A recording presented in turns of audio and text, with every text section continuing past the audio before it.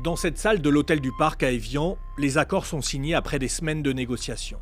Le cessez-le-feu est prévu le 19 mars à midi. Un exécutif provisoire est mis en place, les détenus doivent être libérés, une consultation d'autodétermination sera organisée. 19 mars 1962, date historique.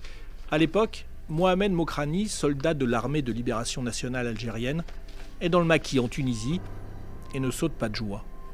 Pour nous, soldats, officiers et commandants, le 19 mars était un jour ordinaire qui n'a aucune valeur digne d'être mentionné, parce que nous étions toujours dans une guerre en cours. Quelques jours, 2 ou 3 après le cessez-le-feu, les ordres ont été donnés à minuit pour frapper durement les positions de l'ennemi français. Sur le papier, la guerre est finie. Sur le terrain, c'est une autre histoire.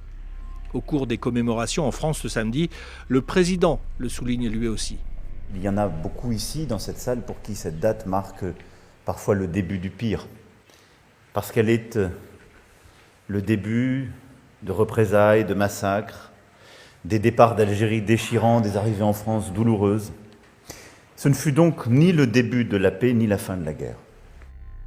En Algérie, le 19 mars reste le jour de la fête de la victoire. Dans une lettre aux Algériens, le président Tebboune insiste sur une date qui a sonné le glas de l'injustice et de la barbarie de l'agresseur. Dans un communiqué, il revient sur ce qu'il reste à faire. Les crimes hideux de la colonisation ne sauraient être frappés de prescription.